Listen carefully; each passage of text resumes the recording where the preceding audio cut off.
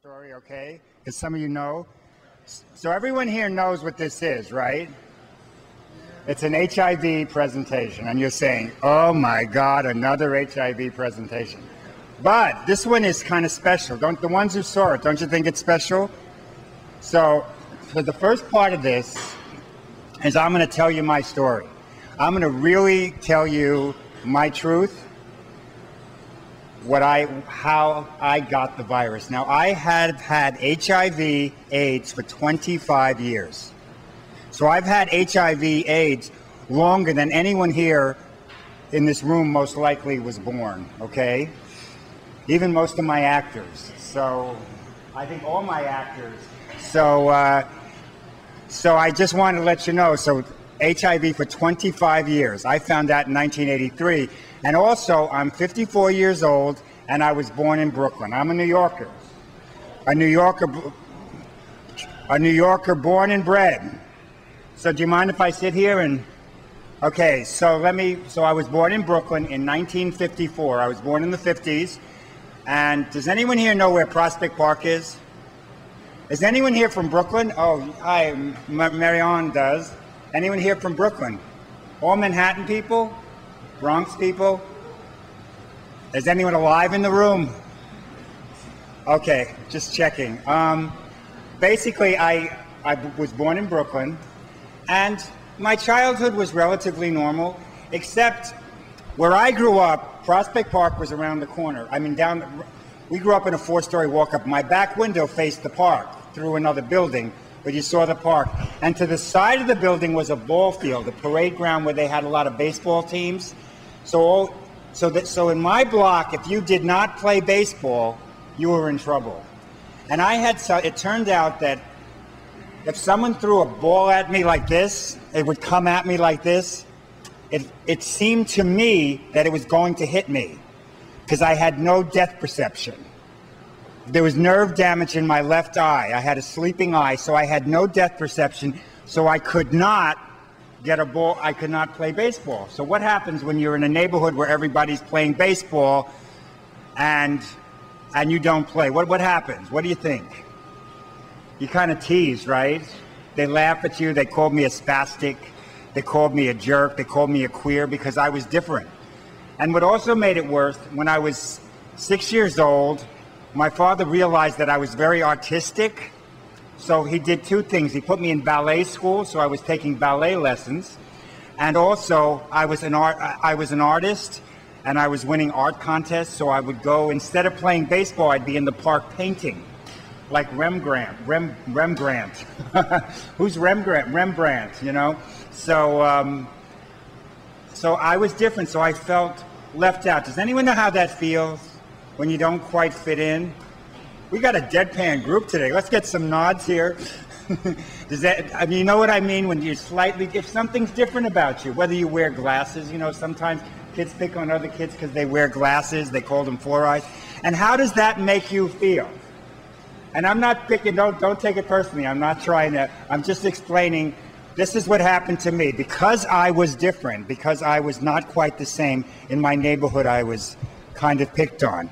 And then something happened when I was about 12 or 13 that probably changed my life.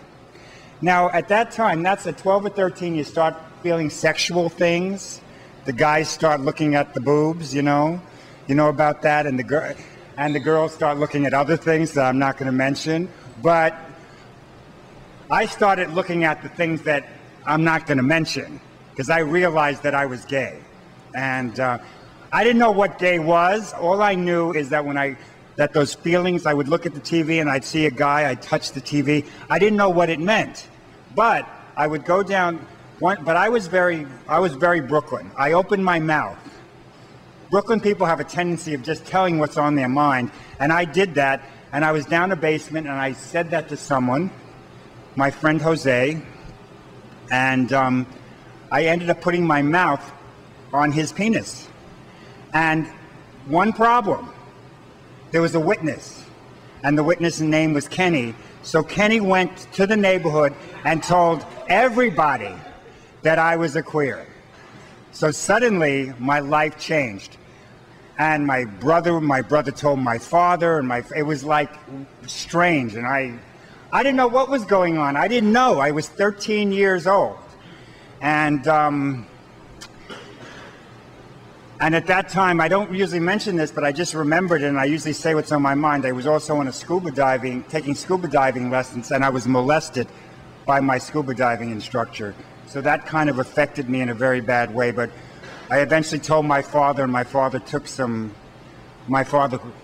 alerted the authorities, and so it was kind of a tough time. And then I went to high school. It was decided I had gone to Catholic high school. And let me tell you something about Brooklyn at this time. Brooklyn was different. Now, in my neighborhood, there were no black people. I went to a Catholic grammar school, and it was all white.